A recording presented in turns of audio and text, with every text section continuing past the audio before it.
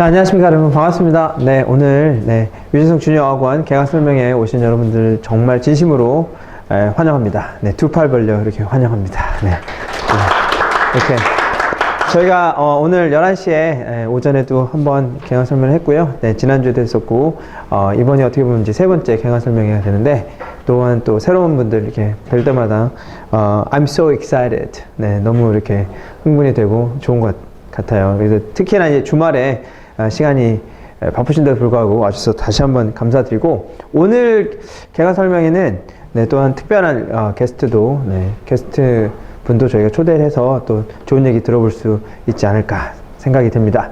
예상되는 시간은 1시간에서 1시간 반 정도로 이렇게 잡으시면 좋을 것 같고요. 네, 그래서 최대한 간단하게 이렇게 또 진행하도록 하겠습니다. 저는 위준성 어학원이 이 장소고요. 위준성 주니어 어학원은 이번에 오픈한 곳의 원장으로 있는 위준성이라고 합니다. 다시 한번 정식으로 인사드릴게요. 네. 자, 그러면 이제 저희는 오늘 무슨 얘기를 할 거냐면, 일단 저를 좀 소개해드리고 싶고요. 네. 또 학원 이름에 위준성이 들어가잖아요. 무슨 배짱으로 이름에 학원 이름에 이름을 넣느냐, 그만큼 자신이 있기 때문에 제가 이 위준성 어학원도 하고 있고 위준성 주니어 어학원도 다른 초이스 없었습니다. 저는 제가 이제 대표로 여러분에게 우리 여러분의 자녀분들의 영어를 환영합니다. 네, 아무데나 편한 데 앉으시면 되겠습니다. 네. 그런 마음에서 제가 위준성이라는 이름을 학원에도 넣었네요. 저를 좀 소개해 드리고 싶은데, 제가 말하는 것보다 최근에 제가 동영상을 하나 찍었거든요. 네, 그래서 유튜브 영상을 보신 분들도 있으시겠지만 한번 보시면 우리 아이가 나중에 혹시라도 다니게 될 학원의 원장은 저런 사람이구나 라고 하는 거를 여러분은 좀 아실 수 있지 않을까라는 생각이 듭니다. Seeing is believing 이라고 해요. 영어에서 백문이 불여일견, 보는 게 믿는 거라고 한번 보시고 그리고 난 다음에 또 얘기 나누도록, 제가 준비한 거 나누도록 하겠습니다. 그러면 끄고 이 정도로 끄면 될 것 같고, 한번 보여드릴게요. 자, 이렇게 해서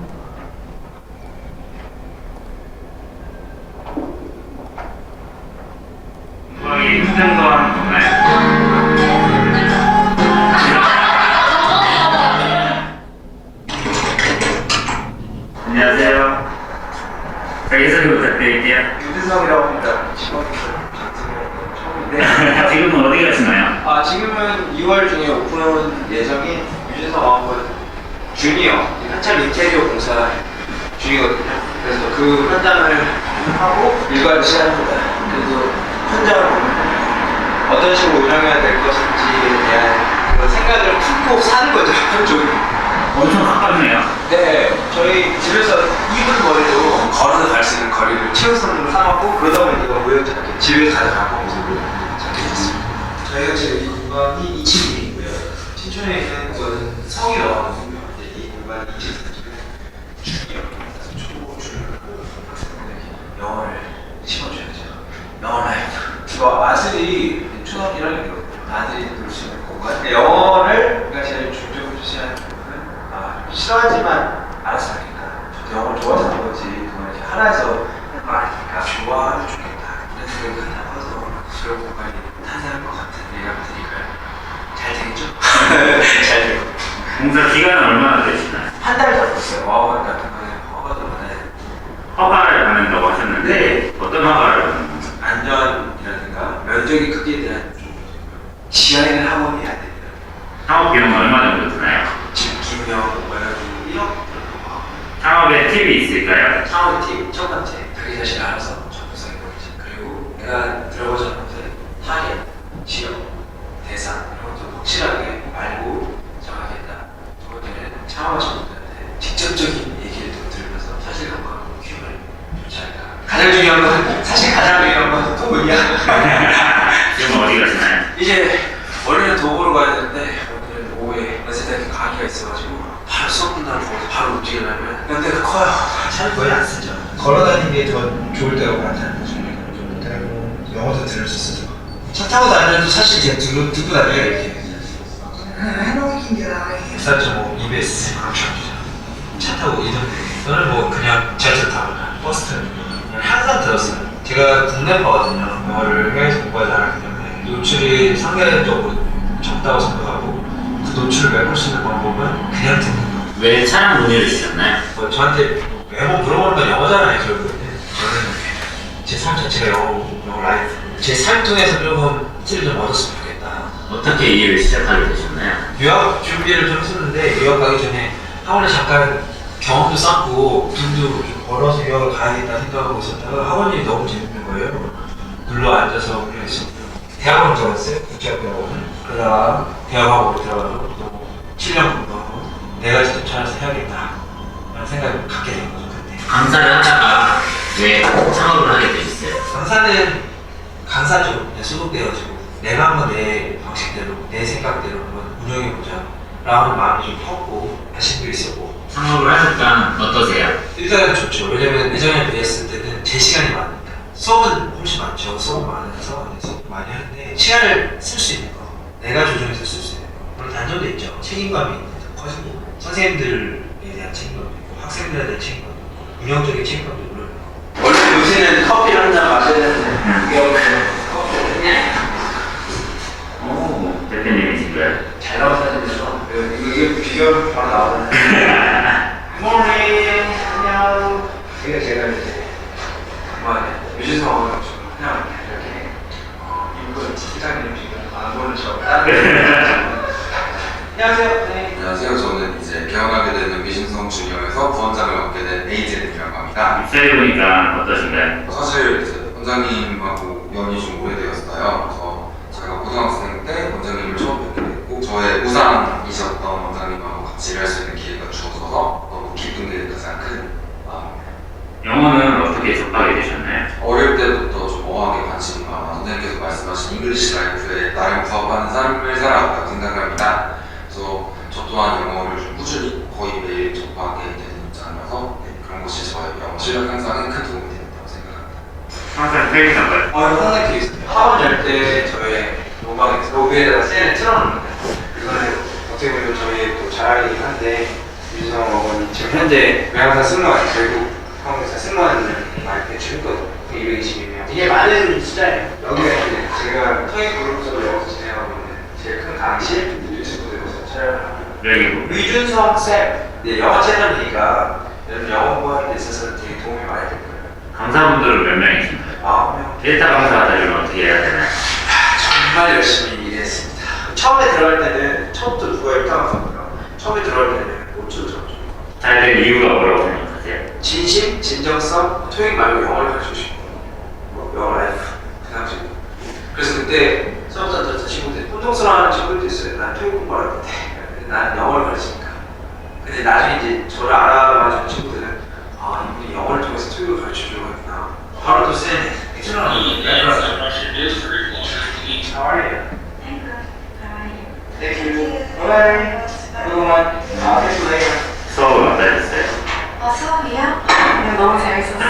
하시는 일은 어떻게 되세요? 승무원 준비하고 있는 취업 준비생입니다. 이 수업을 선택한 이유가 있나요? 부장님이랑 이제 스몰 토크 편안한 분위기에서 하면서 진짜 원어민들이 쓸 수 있는 그런 표현들을 많이 좀 배워가고 싶어서 선택하게 됐어요. 수업을 잘 끝났나요? 네. 1대부터 두 개를 잘 마치고 다음 시간은 바로 실지 같습니다.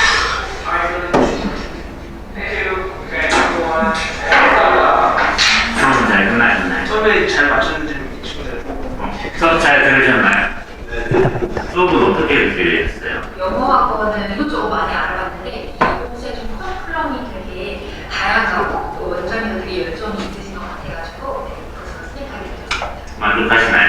너무 만족합니다. 원장님이 열정이 굉장히 대단하셔가지고 이제 가끔씩 영어를 공부하다가 조금 벽에 다다른다는 느낌이 있을 때 흥미를 잃지 않도록 되게 실적인 역할을 해주세요. 연세대학교로 넘어가서 인생까지 수업을 앞두고 밥도 먹으려고 그리고 항상 또 영어는 그래도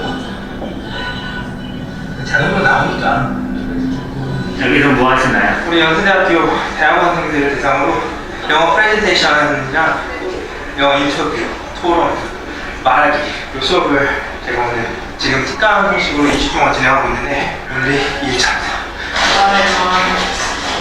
수업은 어떠셨어요? 재밌게 진행하셔가지고 이게 짧게 답변했어요. 저도 면접을 준비하고 있는 입장으로서 되게 유익하고 재밌게 해주셔가지고 2시간이 진짜 2시간 같지 않게 느껴지는 그런 시간이었던 것 같습니다. 앞으로 목표가 있나요? 좋아요. 영어 수업이 들어가지고 네, 면접 조금 더 잘 볼 수 있었으면 좋겠습니다. 벌써 어두워졌네요. 네, 맞습니다. 이제 4시간 강의를 연세대학교에서 마치고 이제 나오니까 벌써 어두워졌네요. 어두워하고 근데 좋은데요. 네, 그래서 오늘 강의가 되게 재밌었고 근데 사실 이제 학생들이 즐기는 게 제일 중요하긴 한데 저도 즐거웠었으니까 강사 즐겁고 학생들이 즐거웠으면 그래도 또 배우가 하지 않았을까 그래서 뿌듯하고 내일 기대됩니다. 하루 종일 촬영하셨는데 어떠셨나요? 아침 일찍부터 촬영이 예정돼 있어서 이자원들도 있었는데 성취감이 있어서 하루가 좀 뿌듯하고 오늘 하루는 정말 fantastic. 이럴 때 원동력이나 목표가 있으신가요? 일단 원동력은 패션이고요. 열정. 저는 열정이 저를 움직이게 만드는 가장 그런 원동력. 그리고 지금은 이제 솔직히 가족 되게 크고 저한테는 가족을 책임지고 있다는 그런 막중한 책임감이 그냥 무게로 다가오는 게 아니라 즐겁게 일을 즐겁게 할 수 있는 것에 대해서 열정적으로 살았던 것 같습니다. 목표는 미준성 어원 주니어를 새롭게 5년 만에 다시 개원을 하는 거기 때문에 최선을 다해서 내년학식 소주를 성장시키는 거 이게 목표고 장기적으로는 프랜차이즈를 하고 싶고 아주 원대하게 하고 있습니다. 시청자들한테 한마디 해주세요. 저의 삶을 보여줄 수 있어서 기뻤고 여러분이 저의 삶을 통해서 힘없이 좀 치열하게 사는구나 치열함 속에 오는 뿌듯함과 성취감 또 만족감 이런 것들이 굉장히 크거든요. 당연히나마 동기부여가 된다면 좋겠고 영어를 잘하고 싶다면 English Life 성공하기 위해 가장 중요하게 생각하는 루틴이 있으신가요? 혹시 제가 좋아하는 것을 계속해서 즐겁게 할 거, 꾸준하게 할 거 매일매일 단 하루도 영어를 손에 놓은 적 없다. 지난 20년 동안 매일매일 저는 영어를 들어보고 매일매일 영어를 적었으니까 앞으로도 계속해서 그 루틴을 유지하지 않을 것이죠. 대표님의 성부르는 English Life. 감사합니다. 네, 수고하셨습니다. 감사합니다. 네, 여러분 성부르 채널 많이 구독해 주시고 많이 봐주시고요. 또 많이 퍼뜨려 주시고 댓글 남겨주시는 분들에게 준비한 소정의 상품 있으니까 많이 남겨주시면 저희가 선택해서 상품도 드리도록 할게요. 성공하세요. 네, 이렇게 해서 한번 10분이 후다닥 지나갔죠. 네,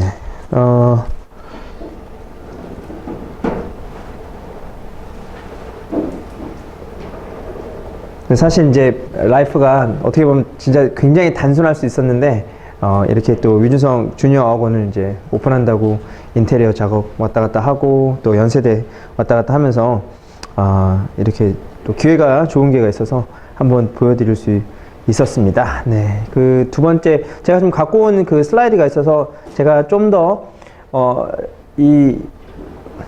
저를 이제 아실 수 있는 그런 비전에 대해서 조금 말씀을 드리고 그 이후에 부원장님이 나와서 좀 상세한 커리큘럼에 대해서 얘기를 좀 해드릴 거예요. 네, 그러면 제가 좀 갖고 온 슬라이드를 좀 보여드릴게요. 간단해서요. 그 영상에서 보셨던 것처럼 English Life가 제가 굉장히 중요하게 여기는 가치예요. 디렉션이고 어떤 삶의 모토일 수도 있는데 어떻게 보면 영어 라이프, English Life. 결국은 여기 어머님들께서 이게 이 자리에 오셔서 제일 관심 있는 부분은 우리 아이가 영어를 참 잘했으면 좋겠다. 결국 그거죠. 네, 결국은. 아닌가요? 본인이 잘했으면 좋겠다도 있나요? 네, 그러면 위준성 어학원.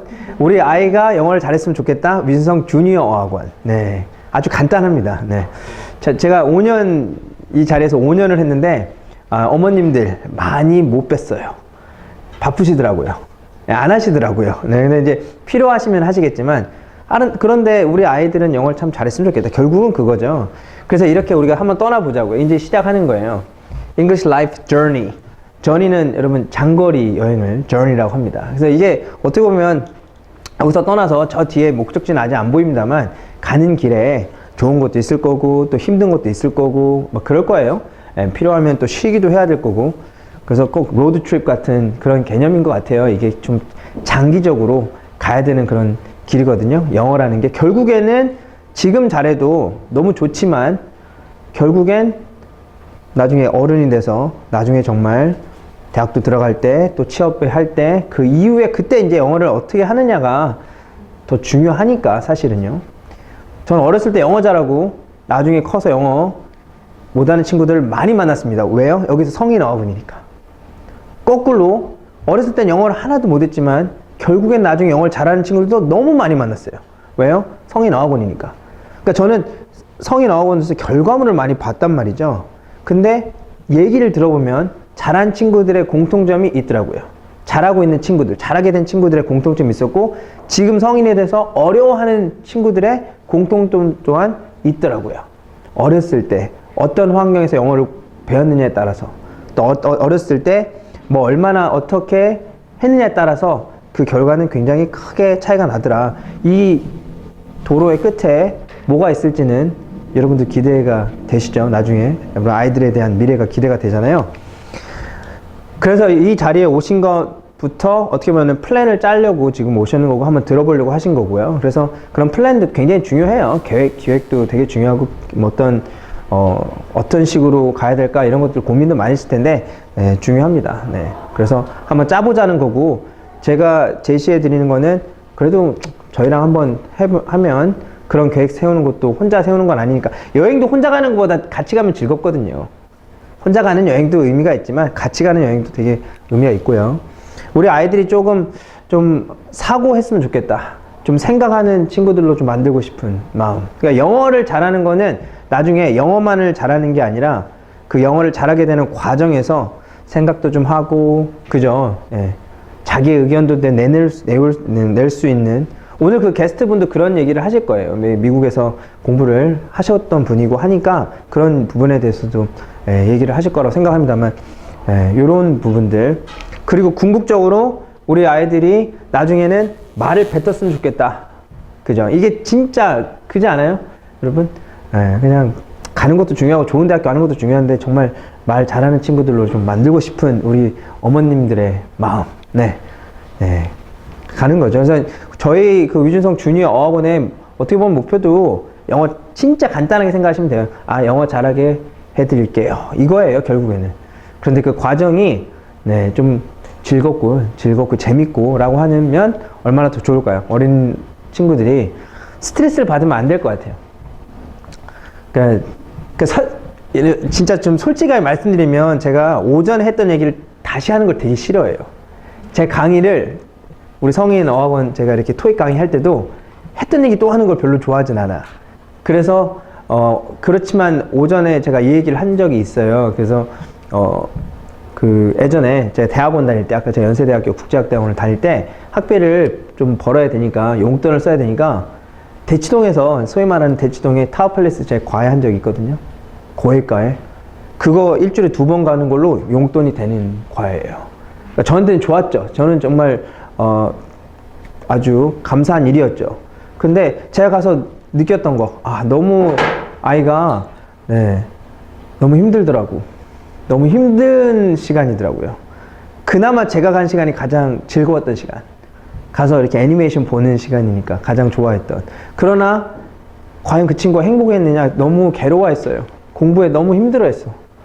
근데 어떻게 해요? 저도 이제 맡은 게 있으니까 그래도 가르쳐 줘야 되니까 할 수 없게 그렇게 할 수밖에 없었던. 과연 그 친구가 그때 초등학교 5학년인데 지금 영어를 잘할까? 라고 생각하면 저는 큰 퀘스천 마크. 글쎄, 과연. 왜냐면 영어를 싫어했으면 어떡할까요? 그 시간에 그때 영어 별로 안 좋아했거든. 영어 안 좋아했었어요. 어렸을 때. 어렸을 때 영어 안 좋아하면 참 이게 회복이 안 돼요, 여러분.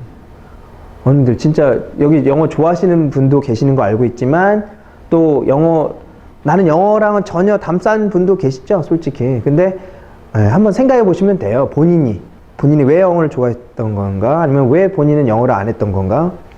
동기도 없었고 필요도 없었고 이랬어서 이런 것도 있었을 것이고. 그래서 어렸을 때 좀 즐겁게 공부시켰으면 하는 게 저의 바람이고요. 뭐 이제 과정 중에 뭐 실수도 하는 거고 영어 안 나오는 것도 뭐 실수도 해야 되고. 제가 아까 2시쯤에 이제 1대1로 영상 보셨지만 1대1로 영어 회화를 이제 많이 가르쳐 주는데 한 친구가 오늘 왔었어요. 오늘 친구인데 수학 강사예요. 수학 강사. 그래서 제가 물어봤죠. 저는 수학을 못하기 때문에 야, 수학을 잘하는 학생들의 특징이 뭐야? 물어봤어요. 수학을 잘하는 학생들의 특징은 실수를 했는데 실수해도 괜찮아, 또 풀어. 괜찮아, 실수해도 괜찮은 거야, 또 푸는 거예요. 내가 실수했지만 또 푸는 게 수학을 잘하는 비결이야. 근데 저는 수학을 못했던 사람으로서 알겠어요. 왜 수학을 못했냐면 실수하는 것을 싫어서 안 하기도 했고, 실수하면 바로 정답지 보는 거지. 바로 해설지 보는 거야. 해설지 보면서 하이라이트 끊고 밑줄 그으면 수학이 해설지 보면 이해는 되지만 나중에 내가 직접 풀려면 안 되는 거랑 똑같은 원리. 수학을 잘못 공부한 거죠. 또한 흥미가 없었겠죠. 막 처음 많이 틀리니까. 그래서 수학을 안 하게 됐고 영어를 한 거였죠.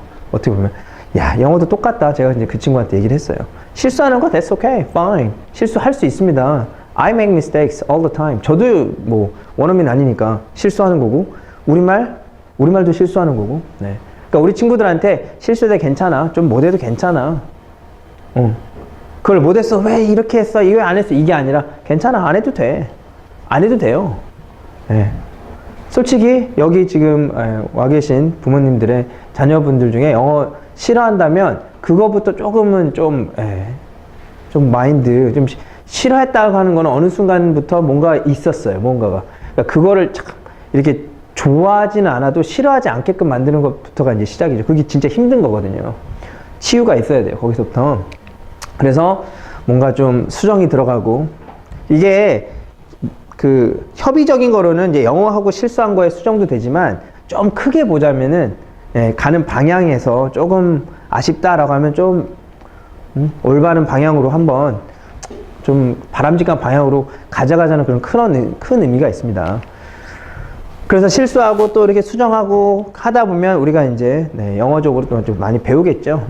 우리 인생도 여기 뭐 제가 많은 걸 겪으신 어머님들 앞에서 얘기하기도 그렇지만 비슷한 동년배니까, 그죠? 기분이 별로신가요? 동년배라 하니까? 아니, 저 비슷하니까. 예. 우리 다 비슷하잖아요. 그러니까 우리 다 겪었잖아요. 우리 X-제너레이션 아니에요? MG 부모 계세요? MG 부모님? 네, MG, 그러니까 X-제너레이션. 그래서 이제 배우는 거죠. 이런 과정을 통해서 배우는 겁니다. 자, 제가 제일 중요한 컨셉이 이 빌드업이라는 컨셉이에요. 여러분 한번 보시면 이 빌드업, 그죠? 이거 뭔가 만들고 있는 거죠. 이 근처에 다 살고 계시는 우리 부모님들이니까 아시겠지만 이 앞에 건물, 이거 언젠가 세워졌어요. 그죠? 옆에 망그로브, 이거 언젠가 세워졌어요. 그렇지 않습니까? 이거 요즘 또 건물 여기저기 또 막 세우고 있더라고요. 빌드업 하고 있는 거예요. 근데 우리가 건물을 세울 때도 한번 생각해 보시면, 여기 뭐 더 현대 서울도 그렇고 IFC몰도 그랬지만 예전에 없었던 것이 딱 나오잖아요. 그죠? 없었던 것이, 그죠? 챙겨드려야 되는데 죄송합니다. 네. 땅 파는 거 시간이 더 걸리는 거예요, 여러분. 땅 파고 뭔가 높게 쌓으려면 많이 파야 되거든요. 깊게. 이게 더 시간이 걸리는 거지.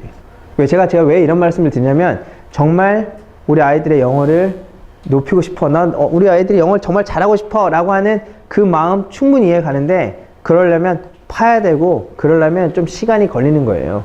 나중에 제대로만 파면 이거 올라가는 거는 그때는 정말 순식간에 올라갈 수 있어요. 건물 짓는 것처럼.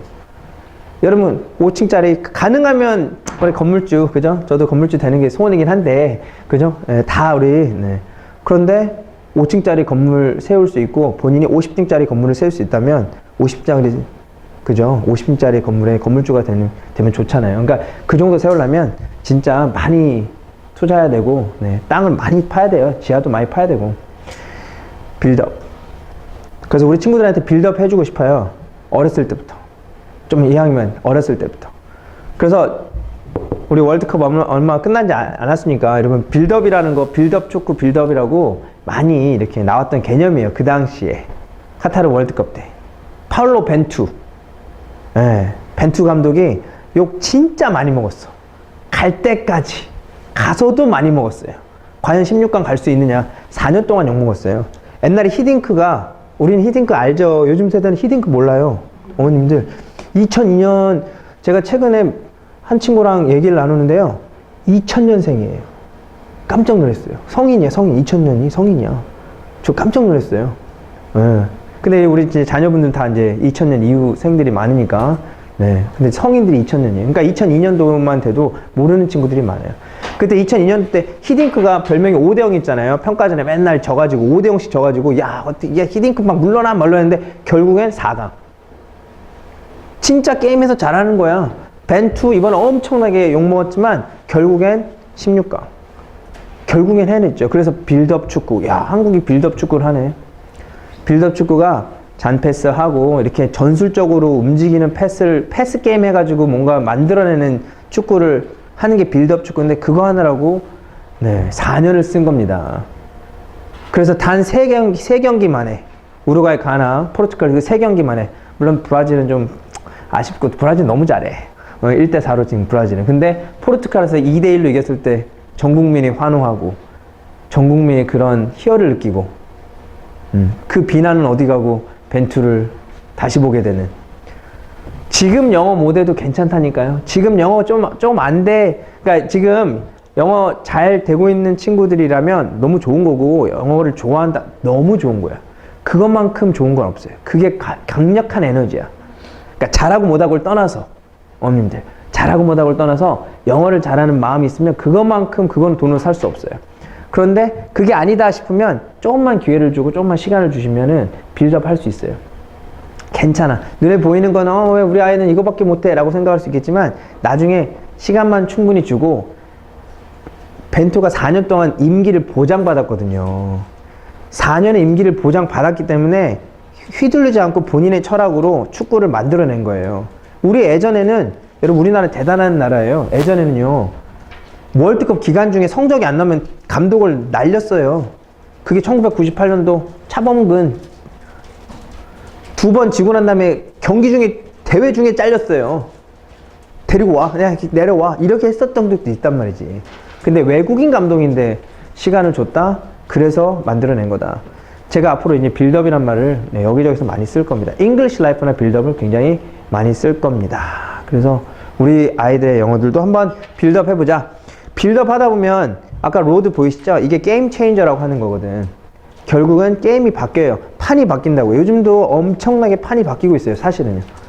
네, 뭐 엄청나요. 지금 막 어제 보니까 뭐 교과서도 이제 AI 교과서로 바꾸고 막 디지털 교과서로 바꾸고 막 그런다 하더라고요. 책이 이제 필요 없어지고 막 이렇게 바뀌는 거고 뭐 GPT 같은 거 나오고 지금 막 정신이 없어요. 이 와중에 그러한 트렌드를 따라갈 때 강력한 도구는 바로 영어입니다. 영어. 어쩔 수 없어요. 다 아세요. 아시는데 그래서 우리 아이가 그 시대에 뒤처지지 않는 글로벌한 친구가 됐으면 좋겠다. 영어죠. 게임이 바뀔 거예요. 분명히 영어 라이프에서 빌드업하고 영어 잘하게 되면 나중에 지금보다 10년, 15년 뒤에 우리 아이들이 세상 살아갈 때는 글쎄요. 영어는 GPT 있으니까 뭐 인공지능이 있으니까 뭐 그럴 수도 있겠지만 엄청난 그때도 마찬가지로 엄청난 무기가 되고 게임이 바뀔 겁니다.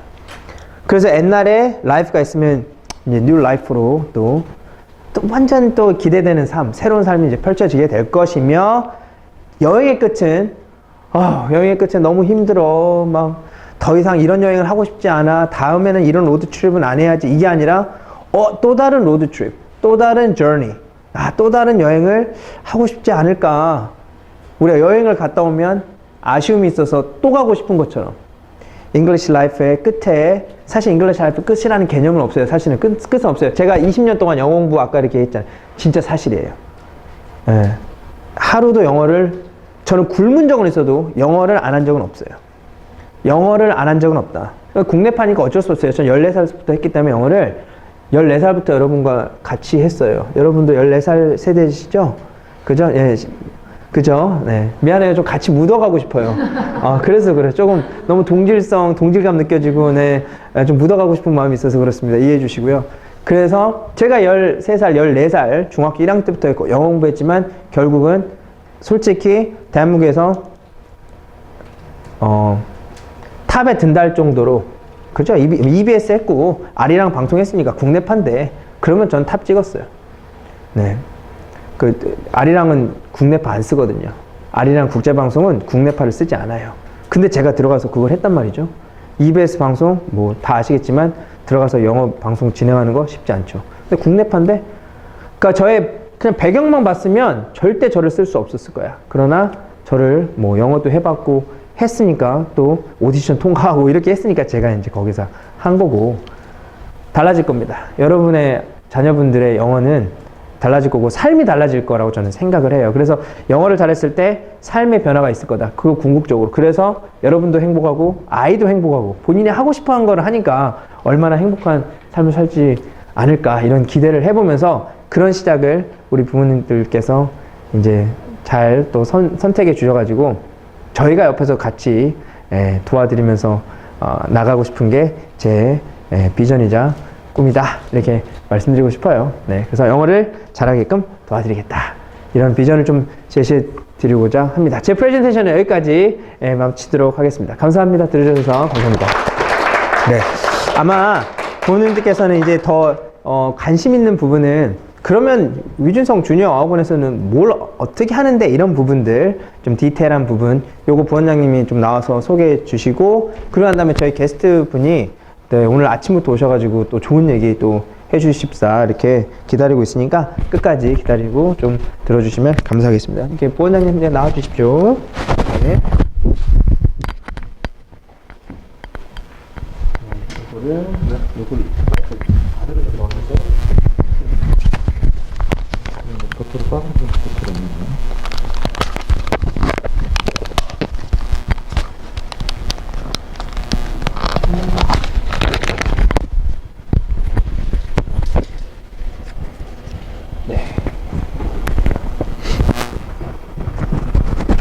네, 원장님 PT 잘 들으셨나요? 네, 이제 이어서 제가 학원 커리큘럼 관련해서 조금 설명을 드리도록 하겠습니다. 네, 저는 부원장을 맡은 에이든이라고 하고요. 저 같은 경우에는 이제 중고등부 위주로 여러 개 수업을 했었고, 네, 당연히 제 학생들 중에서는 수많은 1등급이 있었고, 그리고 최근에는 목동의 대형 어학원에서 근무하다가 원장님과 이렇게 합을 맞추기 위해서 합류하게 되었습니다. 네, 그래서 오늘 제가 발표드릴 내용은 저희 학원의 목표, 그 다음에 왜 위준성 주니어가 특별한지, 그리고 학원의 레벨 수업 교재에 관련해서 조금 설명을 드릴 거고요. 그 다음에 시간표와 관리 시스템 설명드리고 Q&A 하면서 오늘 마치도록 하겠습니다. 네, 저희의 가장 큰 목표는 아까 원장님께서 말씀하셨다시피 아이가 영어를 정말 잘하게 되는, 그리고 즐겁게 영어를 공부할 수 있는 것이 저희의 가장 큰 목표가 될 것 같습니다.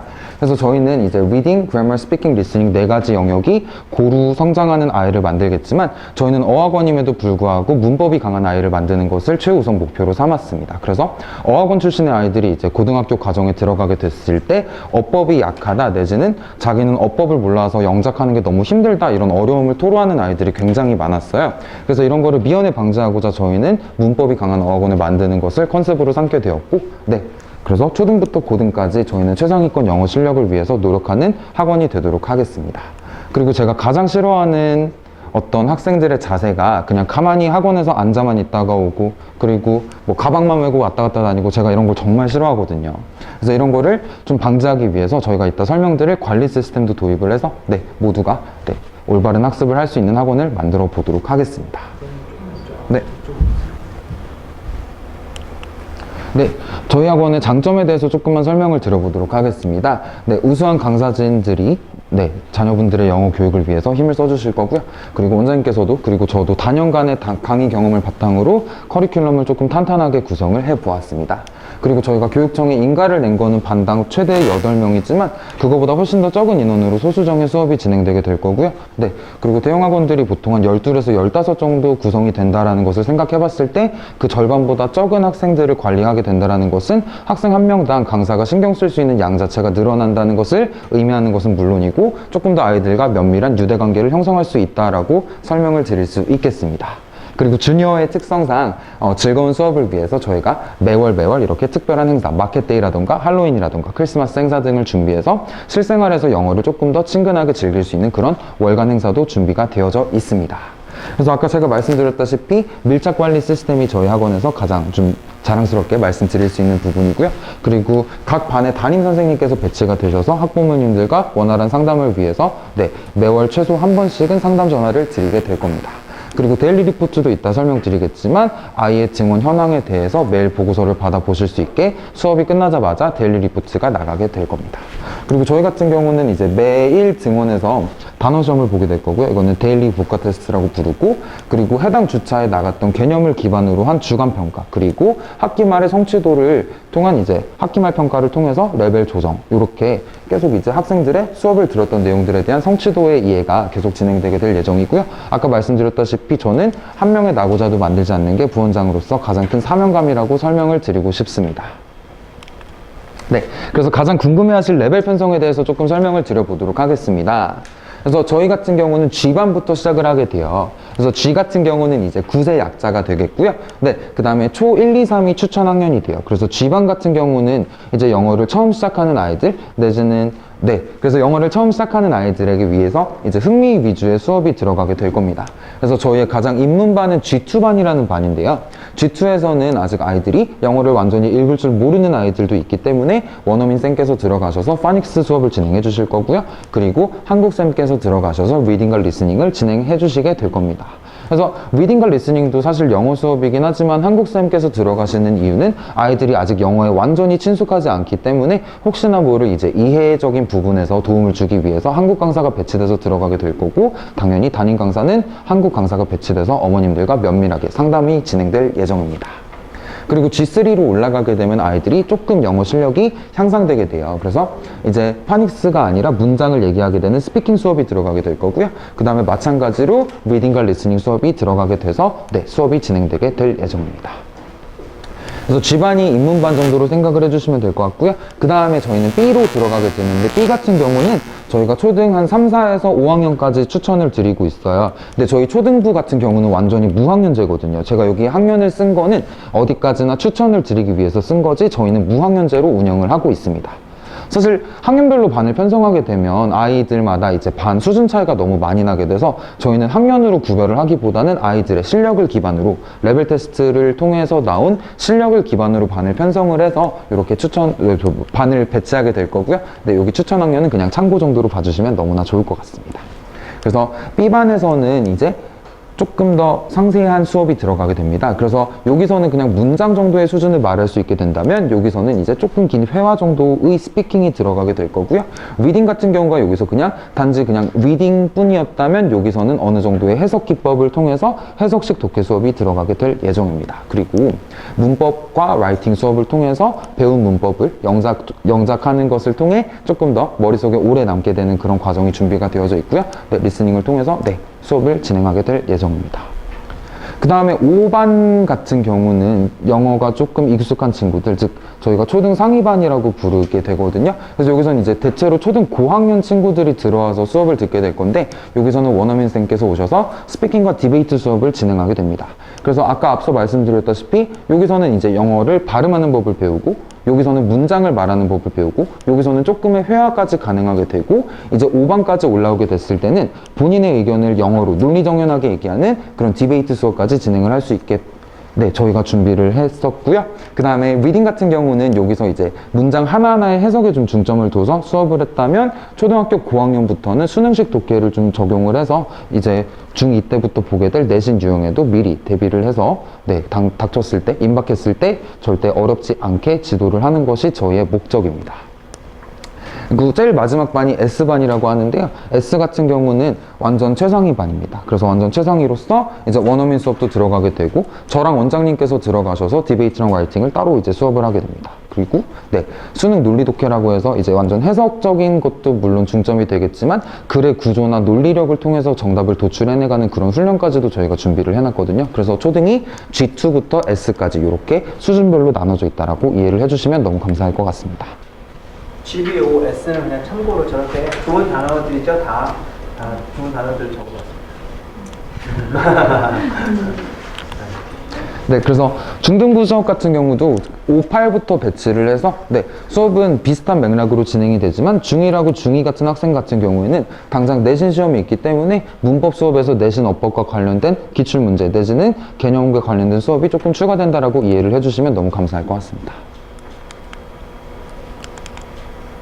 그리고 이어서 이제 중2부터 고3까지는 내신 시험이 1년에 4번 정도 진행되기 때문에 사실 1년 내내 시험 기간이라고 설명을 드려도 전혀 과장이 아니에요. 그래서 중2부터 고3까지는 수능 1등급을 목표로 수업을 진행하게 될 것 같습니다. 그래서 저희 같은 경우 내신 기간에는 학교별로 반을 편성해서 학교별로 나오는 외부 지문이나 프린트 같은 것들을 학교 선생님의 스타일 내지는 그 학교의 기출문제가 나왔던 패턴에 맞추어서 이제 완벽하게 대비를 해드릴 예정이고요. 그리고 이런 외부 지문하고 프린트 같은 경우는 사실 시중에 자료가 아예 준비가 되어 있지 않아요. 그래서 저희 강사들이 담당하는 학교에 따라서 저희 학원에서 자체적으로 분석서를 만들어서 아이들에게 시험 대비를 해줄 예정입니다. 네. 그리고 비내신 기간에는 구문독해랑 논리독해 반으로 나눴고요. 구문독해 같은 경우는 이제 영어의 문장의 구성 요소를 통해서 문장의 의미 단위를 끊어서 이해를 하는 수업이 진행되게 될 거고, 논리독해 같은 경우는 아까 S반에서 수업을 하는 것처럼 글의 구조나 글에서 반복적으로 등장하는 논리를 통해서 정답을 도출해 나가는 훈련을 하게 될 예정입니다.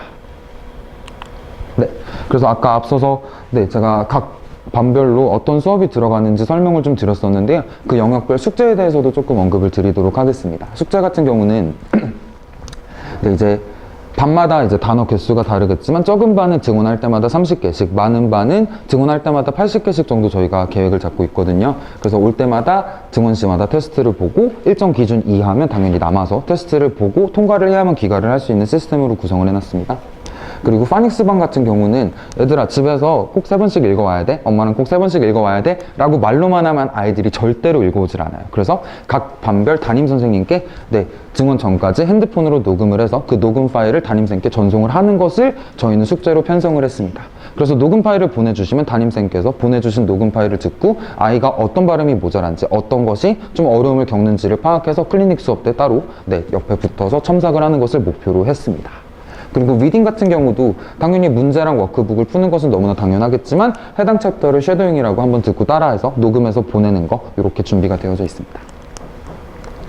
네, 그리고 라이팅 같은 경우는 그 주에 배웠던 문법 개념을 가지고 영작을 하는 것을 목표로 하고 있어요. 그래서 주제 같은 경우는 좀 시사적인 부분을 상위반에서는 하게 될 것 같고요. 하위반에서는 그냥 좀 일상적인 질문들에 대한 영작 과제를 배부할 예정입니다. 그래서 그 주차에 배웠던 문법들을 토대로 문장을 작문하는 그런 연습들을 통해서 배웠던 문법을 실제로 적용할 수 있는지, 그리고 좀 오래 기억할 수 있도록 하는 것이 라이팅의 목표가 되겠고요. 그리고 짝수 주간에는 새로운 주제에 대한 글쓰기가 들어가게 되고요. 근데 이게 쓰고 넘어가면 뭐가 틀렸는지 아이들이 절대로 알 수가 없잖아요. 그래서 강사들이 다 걷어가지고 손수 첨삭을 해주게 될 거예요. 그래서 그 첨삭한 것을 토대로 리라이팅을 해서 다시 쓰는 것이 홀수주의 과제가 되겠습니다. 그래서 저희는 배우고 그냥 넘어가는 거에 의의를 두는 것이 아니고 한번 배울 때 제대로 배워서 오래 기억해서 정말 실생활에서 잘 적용하자, 또는 시험에서 잘 적용하자가 저희의 목표가 될 것 같습니다. 디베이트도 그냥 수업 때 토론만 하고 끝나는 게 아니라 찬반의 논지를 정리한 것을 토대로 짧은 에세이를 써서 그 해당 토론의 주제에 대한 이해를 잘 했는지 안 했는지를 평가하게 될 것 같습니다. 그래서 저희 숙제도 그냥 단지 숙제를 배부하고 했는지 안 했는지만 따지는 게 아니라 숙제를 하면서 아이가 얼마만큼의 이해를 했고 얼마만큼의 학습이 되는지를 담임쌤께서 붙어서 점검을 해 주시게 될 것입니다. 네, 저희는 관리에 조금 중점을 두었어요. 그래서 저희 시간표 먼저 설명을 좀 드리고 앞으로 가서 관리 설명을 좀 드리도록 할게요. 저희 반 같은 경우는 월금반이 있고요. 그리고 화목반이 있습니다. 그래서 수업은 주 2회가 들어간다고 생각을 해주시면 감사하겠고요. 대신에 주 2회 수업이지만 수요일 또는 토요일에 반드시 한 번은 증언을 해서 클리닉 수업에 의무적으로 참석을 해야 합니다. 그래서 주 3회가 됩니다. 네, 총 주 3회 증언이 이루어진다고 생각을 해주시면 너무 감사할 것 같습니다. 그래서 가령 예를 들어서 B반 시간표 보면서 조금 설명을 드릴게요. 리딩에서 유닛 3를 나갔고 그래머에서 유닛 4를 나갔어요. 그럼 이제 클리닉 때는 유닛 3에 해당하는 문제 20개, 그리고 문법 유닛 4에 해당하는 문제 20개를 만들어 놔서 아이들이 독해 수업을 얼만큼 이해했는지, 그리고 문법 수업을 얼마나 이해했는지를 즉석에서 점수를 통해서 확인을 하게 될 겁니다. 그래서 일정 기준치 이하의 점수가 나오는 학생들은 위클리 테스트를 통과를 못했다고 저희가 판단을 하게 될 거고, 통과하지 못해서 그것이 어떤 훈육이나 처벌의 목적보다는 올바른 이해를 목적으로 남아서 담임쌤께서 붙어서 해당 부분에 대한 것을 첨삭을 하고 귀가를 하게 될 것입니다. 그래서 클리닉의 목적 자체는 아이들을 뭔가 괴롭힌다거나 아이들한테 뭐 학업적인 부담감을 준다라기보다는 그 주차에 배웠던 것을 조금 더 꼼꼼하게 짚고 넘어가자라는 목적이 된다고 설명을 드리고 싶습니다. 클리닉을 하면서 선생님과 이제 더 친밀해질 것 같습니다. 그죠? 네, 그래서 네, 클리닉이라는 게 막 모든 아이들을 동시다발적으로 강의실에 갖다 놓고 방치를 하는 것이 아니라 시간대별로 저희가 받을 수 있는 최대 인원을 정해놓고 시간대별로 아이들을 딱 정해놓고 이렇게 분배를 해서 시간표를 짜면 저희가 관리를 정말 철두철미하게 할 수가 있거든요. 그래서 아이들이 네, 클리닉 때 와서 뭐 하나라도 좀 채워갈 수 있게 하는 것이 클리닉의 목적입니다. 사실 아이들이 학원에 와서 수업을 듣고 그 당시에는 끄덕끄덕 하면서 다 이해를 했다라고 생각을 하지만 막상 이게 한 달이 지나고 두 달이 지나서 그 개념에 대해서 다시 문제를 풀렸을 때 저는 사실 50%라도 기억하면 다행이라고 생각을 하거든요. 그리고 강사가 앞에 서서 100을 전달했을 때 아이들이 습득할 수 있는 건 저는 맥시멈이 70으로 밖에 생각을 하지 않아요. 이건 어머님들도 어느 정도 공감을 해주실 거라고 생각을 합니다. 그래서 이런 어떤 30씩 비워버리는 게 누적이 되다 보면 나중에 정말 중요한 시점에 기본기가 모자라기 때문에 정말 힘들어질 수가 있어요. 그래서 저는 영어를 배우는 과정에서부터 어릴 때부터 학보다는 습에 조금 더 중점을 둬서 이 30씩 빠지는 것을 미연에 방지하고자 합니다. 그래서 저희가 네, 100% 이해를 목표로 하는 게 클리닉의 가장 큰 목적이라고 생각을 해주시면 감사하겠습니다. 아니요. 네, 월금반이 존재하고요. 그리고 화목반이 존재합니다. 그래서 월금반, 화목반 이렇게 네, 이렇게 진행될 것 같습니다. 그리고 수토는 저희는 수업이 아예 진행되지 않고 클리닉 클래스로만 운영이 됩니다.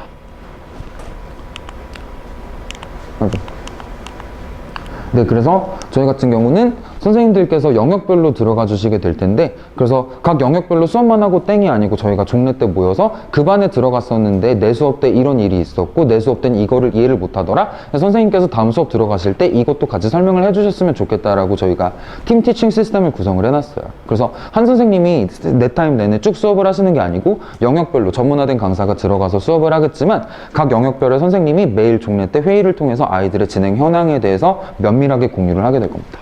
그 다음에 담임 시스템은 네, 아까 말씀드렸다시피 담임 선생님께서 어머님들과 면밀하게 소통하면서 출결이라든지 내지는 학습 현황이라든지 과제라든지 이런 것들을 상담을 자주 드리게 될 겁니다.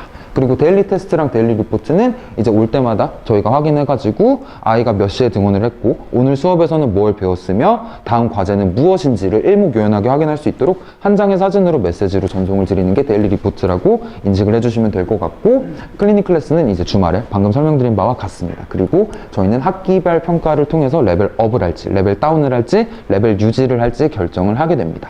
다만 레벨이 유지된다라고 해서 똑같은 과정을 3개월을 더하는 것이 아니라 네, 저희가 이제 분기별로 교재를 조금씩 변경을 해서 반이 유지가 된다고 하더라도 새로운 교재를 통해서 조금 더 기본기를 다잡을 수 있도록 준비를 해 놓았습니다. 네, 그래서 아까 시간표 간략히 설명드렸는데 초등 1부는 조금 이른 시간에 진행이 됩니다. 그래서 G반 같은 경우는 저희가 아까 추천 학년이 초등학교 1, 2, 3 정도의 아이들이기 때문에 3시부터 수업을 시작해서 5시 10분에 귀가를 하게 되고요. 그리고 G반 같은 경우는 아직 영어를 처음 배우는 학생들이기 때문에 데일리 테스트로서 뭔가 가중한 부담을 준다기보다는 정말 재밌는 수업을 통해서 영어에 대한 흥미를 유발하는 것이 저희의 목적입니다. 그래서 G반 같은 경우는 너무 어린아이들이라서 저희가 데일리 테스트랑 그래머에는 조금 힘을 실지 않았고요. 그리고 리스닝 같은 경우도 단지 문제풀이에 초점을 맞춘 리스닝이라기보다는 애니메이션이라든지 영어 영상물 같은 흥미를 유발할 수 있는 영상물을 통해서 리스닝 수업을 진행할 예정입니다. 그리고 B4 같은 경우는 4시 10분에 등원해서 15분 동안 데일리 복화 테스트를 보게 되고요. 4시 반부터 수업이 진행되게 됩니다. 그래서 4시 반부터 40분씩 이렇게 네타임 수업이 진행된다고 이해를 해주시면 좋을 것 같습니다. 사실 50분씩 또는 55분씩 이렇게 수업을 진행해도 괜찮겠지만 아이들의 집중력이라는 게 초등학교 단계에서 저는 1시간을 절대로 넘지 못한다라고 생각을 하고 있기 때문에 아이들의 최적의 집중력을 위해서 한 수업을 40분으로 구성을 했습니다. 그리고 초등 2부 같은 경우는 조금 잘하는 아이들이 있어서 그래서 네, 5 같은 경우가 지금 1부, 아이고 죄송합니다. 네, 5 같은 경우가 1부에도 있고요. 그리고 2부도 있어요. 그래서 잘하는 친구들 같은 경우는 앞타임에 올 수도 있고 뒷타임에 올 수도 있고 그래서 초등학교 고학년은 아무래도 스케줄이 조금 유동적이다 보니까 이렇게 초등 2부, 1부, 2부로 나눠서 시간표를 편성했습니다. 그리고 중1, 2반도 마찬가지로 동일한 6시 반부터 9시 40분까지 이 시간대에 진행이 된다고 참고해 주셨으면 감사하겠습니다. 네. 그리고 수능반 같은 경우는 6시부터 8시, 8시부터 10시 이렇게 2부로 간단하게 이원화를 했고요. 그리고 빨리 등원하는 친구들은 끝나고 나서 데일리 복화 테스트, 그리고 늦게 등원하는 친구들은 저희가 10시면 학원 문을 닫아야 하기 때문에 조금 일찍 등원해서 데일리 복화 테스트를 진행하고 수능 수업을 듣게 된다고 설명을 드리고 싶습니다. 그리고 수능반이라고 해서 클리닉이 없는 것은 절대 아니고요. 수능반 또한 클리닉 클래스에 의무적으로 참석을 해서 저희의 관리를 받아야만 합니다. 네, 여기까지가 저희 학원에 대한 설명이었고요. 혹시 질문 있으시면 제가 질의응답 진행. 네, 어머니 말씀. 레벨 테스트는 저희가 자체적으로 이제 GBOS 이런 식의 난이도에 맞게 레벨 테스트를 미리 준비를 해놨어요. 그래서 레벨 테스트에 들어가는 영역은 어휘 영역이 있고요, 문법 영역이 있고 독해 영역이 있습니다. 그래서 이 영역별로 저희가 채점을 해서 어떤 영역이 좀 빠지고 어떤 영역이 좀 강점이 있다라고 말씀을 드리는 게 저희 레벨 테스트가 끝나고 나서 상담할 때 드리는 말씀입니다. 1시간 정도 걸려요? 네, 1시간 정도 걸립니다. 상시 가능합니다. 네. 언제 봅니까? 레벨 테스트는 이제 다음 주 월요일부터 가능하시고요. 다음 주 월요일 2시부터 8시 사이에 편하신 시간을 정해주시면 저희가 준비를 해놓도록 하겠습니다. 네.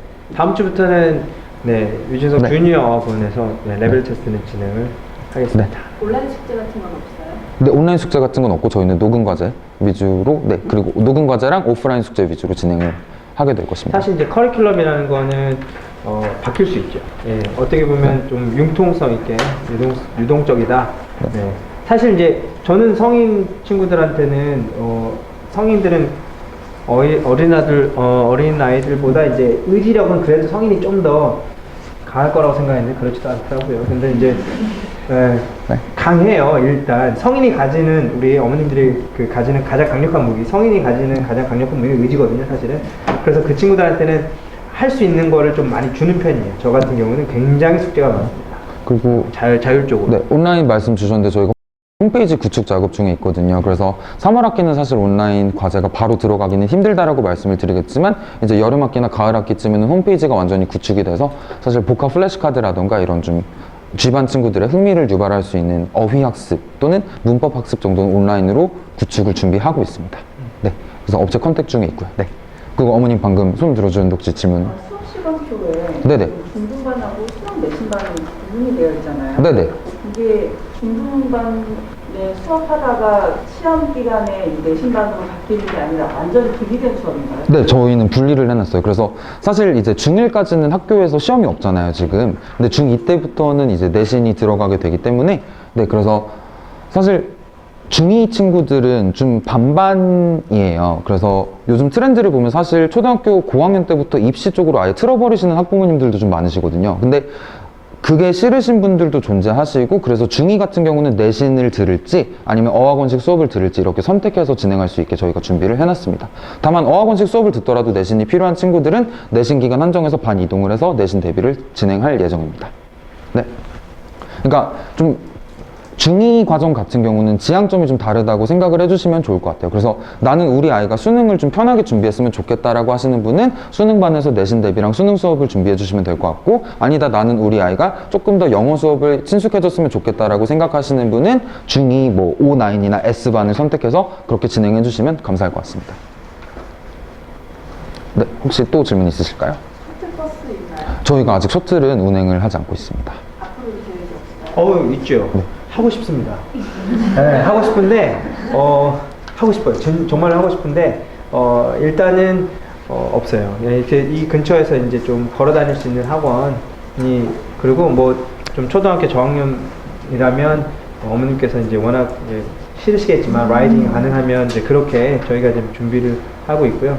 맡겨놓고 옆에 스타벅스도 있고, 프랑데리도 있어서, 근데 거기서 오는 길이 이렇게 치목 다지고 있으면, 저한테 맡겨놓고 있으면, 네, 좋겠다 이렇게 되는 거 당연히 하고 싶죠. 네, 하고 싶습니다. 네, 어머님 방금 네. 그러면 이제 다음 주부터 레벨 테스트 봐서 네. 정확히 개강 일자는 저희는 3월 6일 월요일부터 개강. 월요일반은 3월 6일. 네네. 하신다는 거예요 지금? 네. 다음 주. 네네. 네. 3월 6일 날 개강입니다. 그리고 이제 우리 얘기를 말씀을 안 드렸는데요. 지금 한 명이어도 저희는 하기 때문에 정말 최적의 아주 타이밍이 너무 좋다. 맞아, 그런 것 같아요. 맞아요. 아니 그럴 수밖에 없어요. 저희는 그래서 한 명이어도 원비는 얼마나 돼요? 네, 너무 현실적인 좋은 질문. 저희가 네, 저희가 G반 같은 경우는 초등 저학년 같은 경우는 주3회 등원 기준으로 29만 5천 원 받고 있고요. 네, G반 같은 경우는 네, B반 같은 경우는 주3회 등원 34만 5천 원 받고 있습니다. 네. 그리고 네. 교재비는 별도. 네, 교재비 별도입니다. 네. 교재비는 반별로 달라서 네. 한 달씩인가요? 아니면 학기입니다. 학기입니다. 네. 3개월. 네. 교재는 자체 교재가 아직 보시는 건 아니죠? 이게 교재는 네. 끝나고 일단 네. 저희가 자체 교재에 관련돼서 저도 좀 말씀을 드리고 싶은데 이게 자체 교재의 장단점이 있어요. 그러니까 자체 교재를 사용했을 때 그게 퀄리티가 보장이 될 수도 있지만 퀄리티가 보장이 안 될 수도 있거든요. 그래서 대형 출판사의 교재 같은 경우는 정말 석박사급 인재들이 그 교재 하나에만 달라붙어서 만들었기 때문에 저는 시중 교재를 쓰는 게 조금 더 장점이 많다라고 생각을 하고 있어요. 다만 독해 같은 경우에는 독해책에 지문만 있다라고 했을 때 그 독해 지문을 바탕으로 저희가 워크시트를 제작해서 저희의 자체 교재로서 저희만의 독해 수업의 색깔을 가져갈 수 있게는 준비를 하고 있습니다. 가령 저희 독해책 같은 경우는 브릭스라는 출판사의 원어책을 사용하고 있는데요. 그 원어책 안에서도 문법적으로 아이들한테 전달할 수 있는 게 정말 많거든요. 그래서 그 독해 지문을 기반으로 한 줄씩 필기할 수 있게 필기 노트를 만들어서 그것이 저희의 자체 교재의 첫 번째 버전이 될 수 있다라고 말씀을 드리고 싶습니다. 그 원어 수업은 지금 네. 언제 하는 거예요? 거기서 스피킹 시간? 네, 스피킹 시간은 원어민이 들어가게 되고 주 2회, 네, 원어민이 들어가게 됩니다. 레벨에 따라서 맞아. 네, 다 있어요. 다 주 2회. 수능반 빼고는 다 주 2회. 어머님들 다 아시겠지만 위준성 주니어 어학원이기 때문에 원어민이 있을 수 있는 겁니다. 그러니까 그냥 영어 학원, 영어 전문 학원 이렇게 되면 그러니까 어학원이 아니면은 그 외국인 고용이 안 되거든요. 그래서 제가 이제 위준성 주니어 어학원으로 이렇게 학원을 낸 거고요. 그래야만 이제 원어민 선생님도 계시고 어렸을 때 이렇게 뭐 원어민들로 만나고 이렇게 하면서 친숙해지고 익숙해지고 결국은 그러면서 이제 부담감, 네, 외국인 공포증 뭐 이런 거 울렁증 같은 거 좀 극복하고 그렇게 되는 거니까 네, 좋은 세상이네요. 진짜 요즘 아이들한테는 네, 우리 때는 없었는데 외국인 만나서 너무 떨리고 막 그랬었던 적이 있잖아요. 원장님 궁금한 거 있는데요. 네. 성인 영어를 오래 가르치셨잖아요. 예. 이렇게 어린 아이들을 가르쳐야 되겠다, 오픈해야 되겠다 마음 먹으시는 분이 참 좋은 질문이십니다. 누가 보면 짜고 치는 고스톱인 줄 알아요. 네, 오늘 처음 뵀는데요. 그죠? 네, 처음 뵀는데. 그러니까, 원래 첫 경력은 그러니까 초등학교, 중학교 요거 가르치는 것부터 시작했어요. 28에. 그래서 제가 이제 강사 시절 처음 시작할 때는 초중고 이제 전문 어학원, 이런 어학원에서 지금도 있어요. 부천에. 지금도 있는 그런 부천의 어학원에서 시작했고, 그때 이제, 네, 어떻게 보면 약간 나이대도 비슷하지는 않았지만 즐겁게 했었던 기억이 있고요. 이제 성인을 쭉 했는데, 두 가지 이유가 있어요. 첫 번째는 우리 성인들하고 얘기 나누다 보면 예전에 히스토리가 있잖아요. 그러니까 영어를 잘하는 친구도 있고 못하는 친구가 있거든요, 분명히. 그러니까 잘하는 친구는 잘하는 대로 이유가 있었어요, 과거에. 못하는 친구는 못하는 대로 과거에 이유가 있었어요.